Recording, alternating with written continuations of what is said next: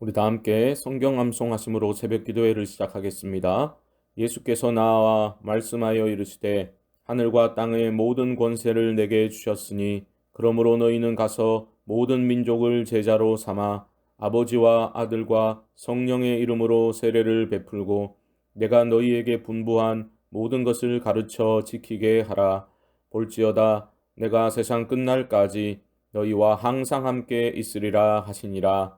아멘. 하나님 말씀은 마태복음 5장 1절로 12절의 말씀입니다. 저는 3절로 5절까지 봉독하겠습니다. 심령이 가난한 자는 복이 있나니 천국이 그들의 것이미요. 애통하는 자는 복이 있나니 그들이 위로를 받을 것이미요. 온유한 자는 복이 있나니 그들이 땅을 기업으로 받을 것이미요. 아멘. 오늘부터 다루게 될 마태복음 5장부터 7장까지를 가리켜 산상수훈이라고 부릅니다. 1절 말씀에 기록된 것처럼 예수님께서 산에 올라가 앉으셔서 가르침을 주셨기 때문입니다. 산상수훈은 천국 백성이 어떤 사람들인지를 가르쳐 주고 있습니다. 그리고 특별히 산상수훈을 시작하면서 주신 예수님의 팔복의 말씀에는 예수님의 정신이 오롯이 담겨져 있음을 우리는 보게 됩니다. 팔복의 가르침에 들어가기 전에 반드시 기억해야 할 점이 하나 있습니다. 그것은 바로 예수님이 말씀하시는 그 가르침을 우리가 완벽히 실천할 때 복을 받게 된다라는 오해를 하면 안 된다라는 것입니다. 예를 들어 심령이 가난한 자가 되어야만 하늘의 복을 받게 된다라는 식으로 해석하면 안 된다라는 겁니다. 그렇게 되면 예수님의 가르침은 조건을 제시하고 그 조건을 충족할 때 주어지는 보상으로서의 복을 말씀하신 것이 되어버립니다. 하지만 그렇지 않습니다. 팔복의 말씀은 천국 백성의 정체성에 대한 가르침입니다.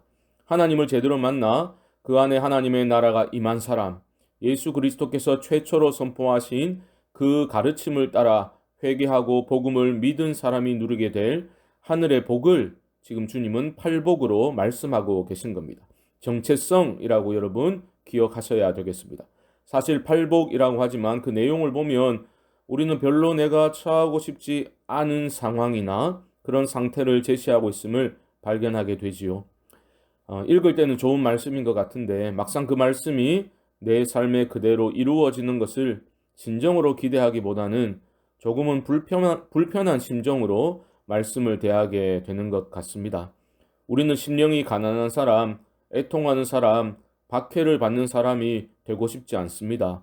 그저 평탄하고 부요하고 깊은 생각 없이도 즐거워할 수 있는 그런 상황과 환경을 선호하고픈 마음이 우리 안에 있습니다. 하지만 하나님을 제대로 만나 소위 참된 은혜를 받게 되면 우리는 예수님을 닮아가게 됩니다. 천국 백성의 정체성을 알려주는 것이 팔복의 가르침이라면 천국 백성은 다름 아니라 예수 그리스도와 연합하여 그 복음의 생명에 잇대어 살아가는 삶의 모습으로 나타나게 된다라는 의미입니다. 팔복의 가르침을 이 짧은 시간에 깊이 다루기는 사실상 불가능합니다. 한 절 한 절에 담긴 가르침은 너무 광대하고 심오하기 때문이죠. 이 시간에는 간략하게 핵심만 짚고 넘어가 보도록 하겠습니다. 심령이 가난한 자가 복이 있다 하였습니다. 어떤 사람이 세상적으로 남부러울 것 하나 없이 잘 나간다 해도 그 마음이 교만하여 부풀 대로 부풀어져 있다면 그는 진정으로 복된 사람이 아닙니다. 심령이 가난한 사람은 자신이 처한 상황과 형편과 조건에 상관없이 늘 자신의 자금과 연약함을 인식하고 살아가는 사람입니다. 은혜란 늘 나의 자금과 그분의 크심을 인식하는 자에게 주어짐을 잊지 마시기 바랍니다. 둘째, 애통하는 자는 하늘의 위로를 받는 복이 있다 말씀하십니다. 자기 만족에 빠져 교만하게 살아가는 사람은 하늘의 위로 따위는 필요치 않습니다. 하지만 날마다 나의 연약함과 자금을 인식하는 사람은 애통할 수밖에 없겠지요. 하나님 앞에서 흘린 눈물을 통해 우리는 하나님 나라를 발견하게 될 것입니다. 애통의 눈물이 사라진 것을 보면서 슬퍼하지 않는 성도는 건강하지 못한 성도입니다. 애통할 때 임하는 하늘의 위로를 우리 모두가 경험하며 살아갈 수 있기를 바랍니다. 셋째, 온유한 자가 복이 있습니다. 온유함은 우유부단함이 아닙니다. 사나움에 대비되는 말입니다. 잘 아시는 것처럼 젊은 시절 모세는 온유하지 못해서 실수를 저질렀지만 하나님께서 그를 광야 학교로 보내심으로 다듬으셨고 그는 결국 그 어떤 사람보다 온유한 사람으로 세워지게 되었습니다. 온유한 사람은 자신과 다른 이들을 편안하게 만들어주는 사람입니다. 우리 공동체 안에도 온유한 이들이 더욱 많이 세워져서 공동체가 평안의 복을 마음껏 누리도록 이끌어 줄 수 있기를 바랍니다. 넷째, 의에 줄이고 목마른 자가 복이 있습니다. 안주의 울타리에 갇혀 사는 이들은 목마름이 없습니다. 하지만 하나님의 은혜를 체험한 복된 성도는 더욱 큰 은혜를 향한 갈증이 일어남을 느끼게 됩니다. 나의 필요를 채우기 위한 그런 목마름이 아니라 하나님의 의가 무너진 이 세상의 깨어짐을 보고서 의에 대한 목마름을 안고 살아가게 되는 겁니다. 헛된 세상의 것들에 대한 목마름이 아니라 의에 대한 목마름을 안고 살아가는 복된 삶이 되시기를 바랍니다. 다섯째, 긍휼히 여기는 자가 복이 있다 하셨습니다. 예수님은 긍휼이 풍성하신 분이셨습니다. 죄인들의 친구가 되어 주셨습니다. 경계를 허무신 것은 그들의 죄악과 허물에 예수님이 물드신 것이 아니라 거룩으로 죄인들을 물들이셨습니다. 그 방법은 바로 긍휼히 여기시는 것이었습니다.